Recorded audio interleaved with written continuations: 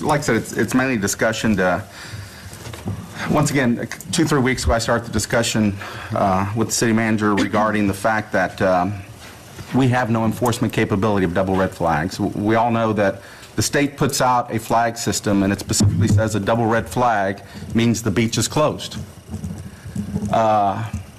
Yet there's no enforcement mechanism. That's akin to having a sign on the highway that says you can only go 55 miles an hour, but there's no enforcement to stop somebody from going 100 miles an hour.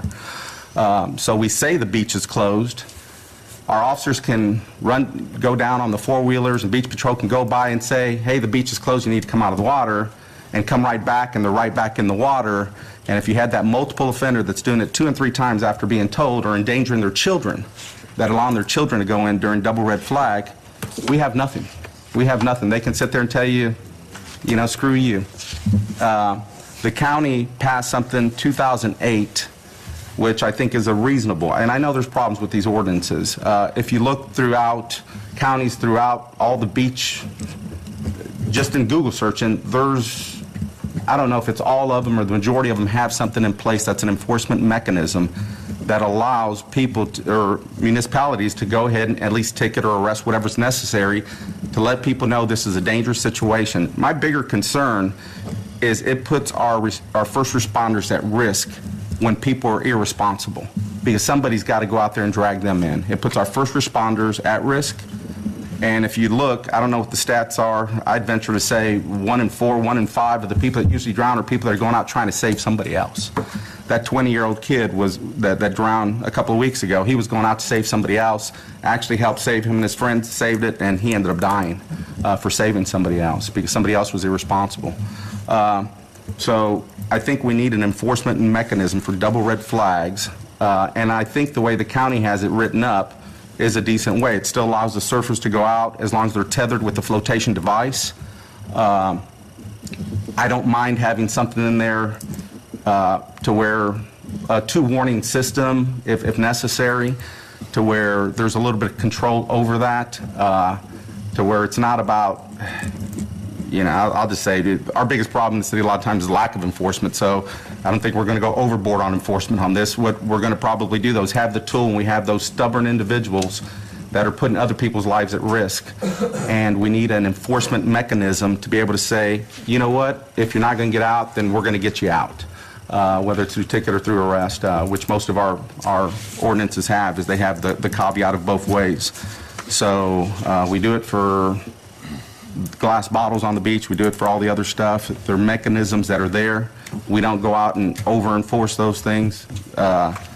So I just think it's time that that this beach has a mechanism to stop people that are irresponsible, that may be on drugs or alcohol and have children and won't put other people at risk. So that's where I'm coming from. And I'd like this to move forward with some research first, see what counties have, see if what the county did here was good. If not, is there a better one out there, just to start the process.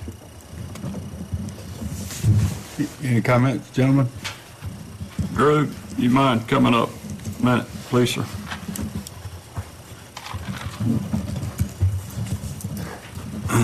I certainly think this is worth looking at, but my initial response to it is because I grew up a surfer and I like to body surf, and I'm a master swimmer, and this is a free country, and so people that are, you know, like to kite surf or do different water activities on jet skis, people wait till the wind gets up. They like to go out on these high-performance jet skis and jump waves and stuff like that. Is this a tool that you think that, is this something you guys need or you want, or what's your take on this, Chief? I really don't have the manpower to enforce this. And the reason I get into that is we went through this in '95 and then also in 2008 with the City Council members. '95 they enacted it, and a month later they repealed it real quick because Sullivan came up and says, I don't have the manpower. You're an excellent swimmer. You've taught me some things in the pool. How do I have the authority to tell you to stay out of the pool when you cannot swim anyone out here? It's a great tool. We have mechanisms in place already. If there's a child out there that's endangering if the parent's endangering child, let them play in the double red flags. We have arrested the parents for that before, for child endangerment. I just have a fear that we're so busy topside with 17 million visitors. Now we're going to be called constantly on the beach because I'm already putting our beach and surf down, which we're going to try to build that up this year to educate them more. We're going to be called down to the beach constantly to get people out of the water. And I don't want my officers to have to stand there arguing with a parent while they're pointing down the beach. There's 1,000 people in the water that way and 1,000 people in the water that way. What are you going to do about them? I don't have the manpower to go down there and enforce all that. I don't know the stats on the county. I know they enacted theirs in 2008. I know Sheriff McKeithen arrested one person, and I'm not sure what Tommy Ford did. I haven't had time to look into their history on that. I don't know if Amy had a chance to reach out to Valerie or not. I did, and I probably need to reach out to Ruth Corley instead. But it's just one of those mechanisms where I'd like to get more bodies on the beach to educate people and keep them out. That's what we have beach and surf for, but we only have 3 of them that are full-time.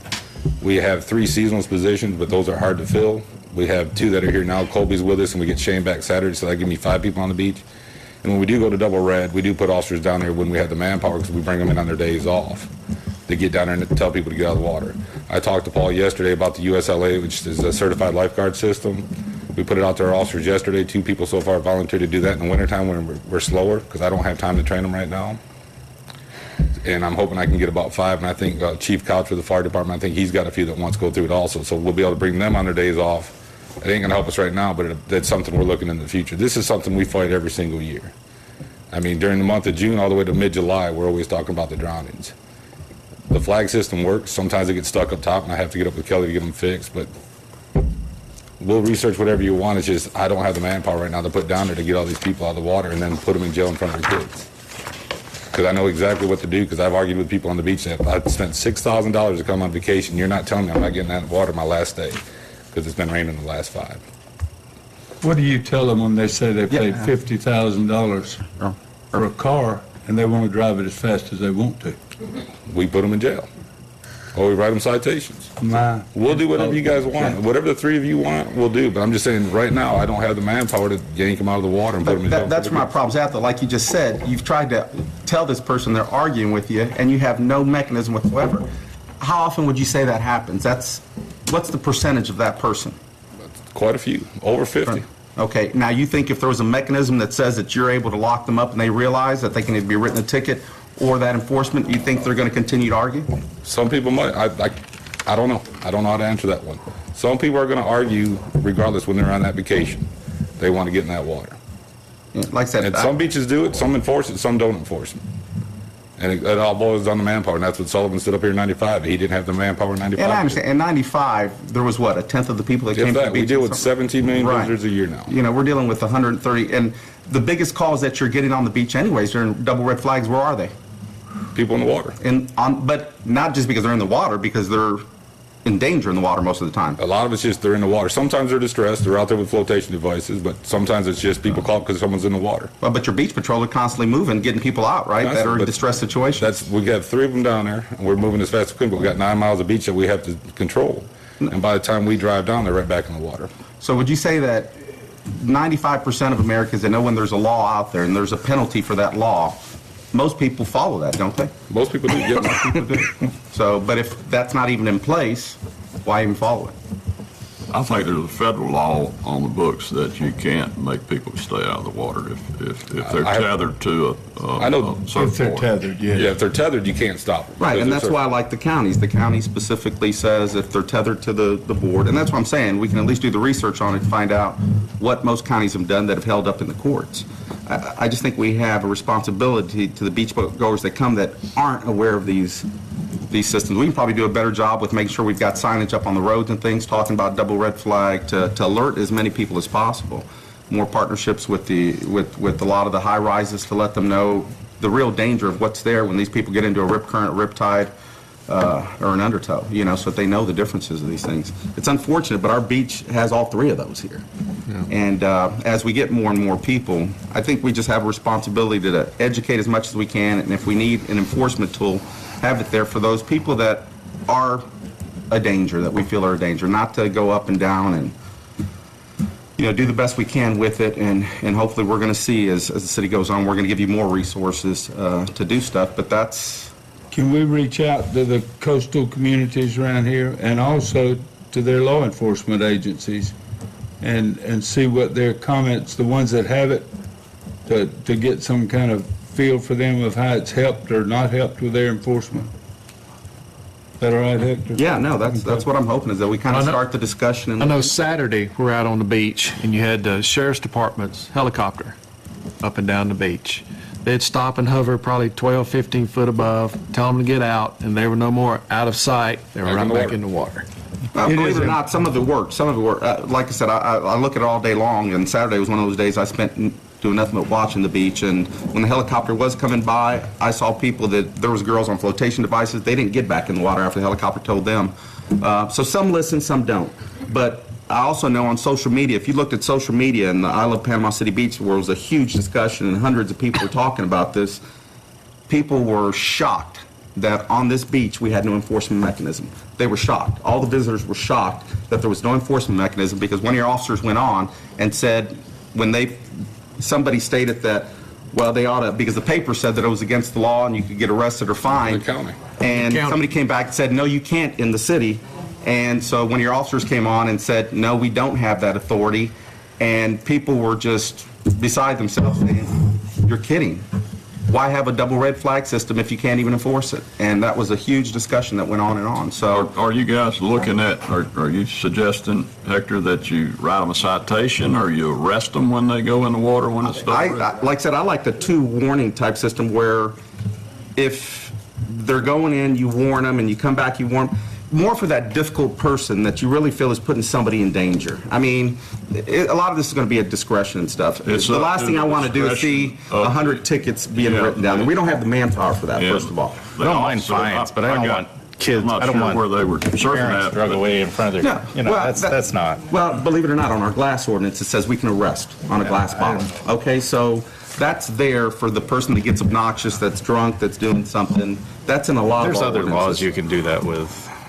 I Well, think. I'm just telling you, that's the procedure on just about all of it. Our glass bottle law here was only arrest We make a before. prohibitive fine, I'd be all right, probably pursuing some research on that, but I could support arresting somebody. How many do you have on the beach that say either fine or arrest? We changed it a while back with the help of the last council. They let me change them to fines because there was, the way the ordinances wrote back in the 70s, if you had a glass bottle or a dog on the beach, I had to arrest you. So I went before council and asked them to give me a tier system where we could warn them, could cite them, but if you did have that arrogant person that says, I'm not going to do it and causes a problem, then you can arrest them. All of our That's all I'm ordinances are asking set up for, is that the same type it's of an tier arrestable system. offense at the end if you need to use that.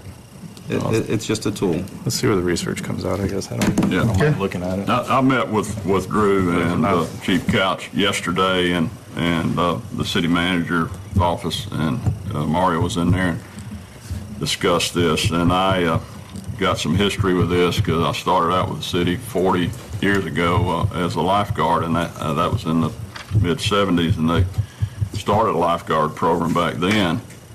And I think we had 4 lifeguards, 2 on, worked 7 days straight, 2 of us. And today, I don't think you have but about the same thing in beach and surf, 3 or 4. We have 3 full-time beach and We surf. got 17 million people, and both chiefs agreed that the best way to approach this is moving forward, and I agree with them, is to try to beef up that beach and surf. You just made some changes with your radio system where Yes, sir. the city lifeguards at the city pier, we have them at our pier, the county has them at their 2 parks. We have beach and surf people on 4-wheelers. We've got the flag warning system. We have signs on every walkway. All the lobbies in the hotels give out flyers and have it talking about the flag warning system. I think it's almost impossible for somebody to come down here and not read a sign or hear about the undertow. I mean, I do believe that we've made great steps in that direction. I think we need to continue doing that, but we're seeing 17 million visitors, and I think that we got to give you some more beach and surf folks that are mobile on radios. People in these high rises, and they see somebody in trouble before the lifeguard on the beach sees them, and they call 911. If you got somebody close on a 4-wheeler, they can go down there and hopefully get them out before they drown. And that's going through the budget process. I hope we can move forward and give chiefs some more bodies on the four-wheelers in the Beach and Surf program.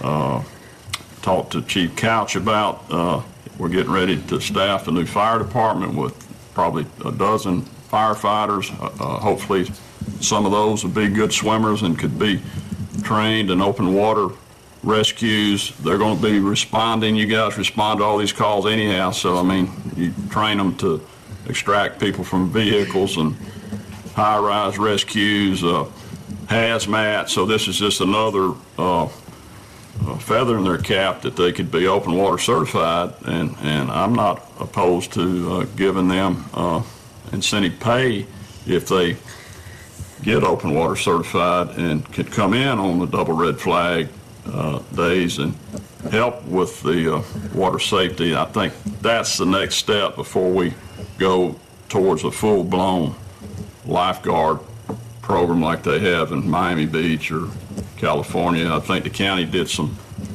rough numbers on the 10 miles of the county's beaches, and it was about $9 million a year to do that. And I don't know where we would pay for that other than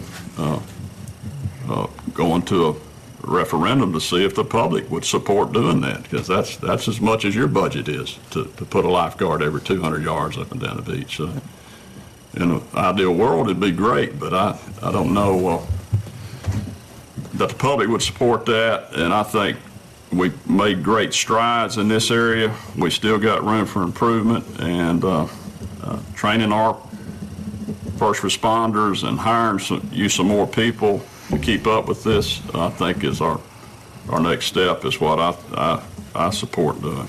That's all I got. Thank you, Chief. Yes, sir. It is impossible almost to walk to the beach without walking by a flag warning system. You can't rent a room without getting one. I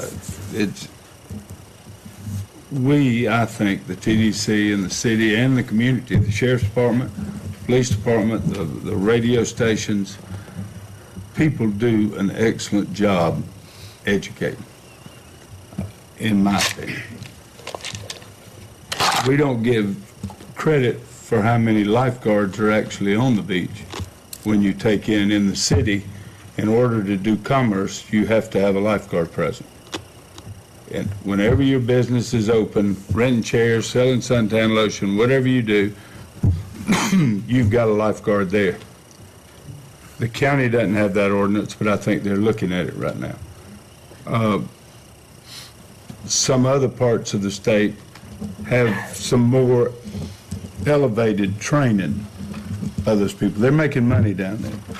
And at some places in the state, they make them have, they strengthen that part to where it takes the burden off the community and puts it on the people making money off of that enterprise, off of that sand.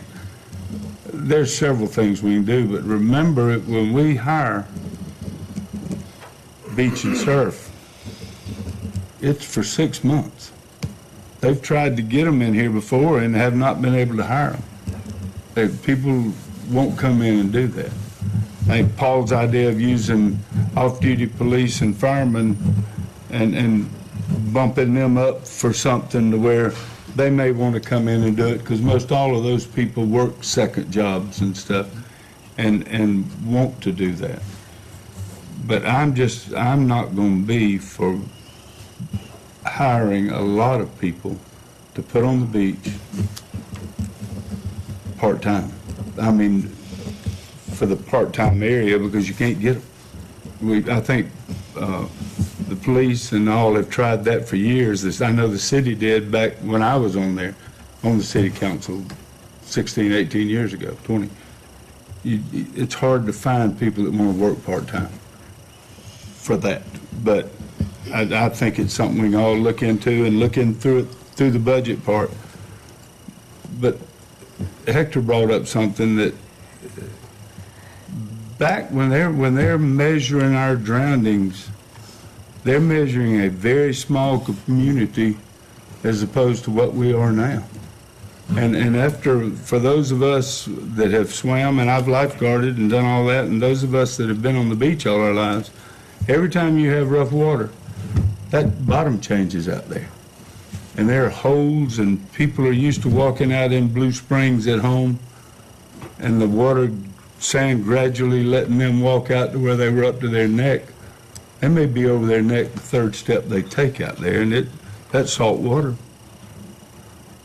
does things to them. That is a mysterious thing out there that eats people if they're not very careful and trained. And while I know the news and everybody enjoys placing the blame on somebody for not doing their due diligence, that is not the case.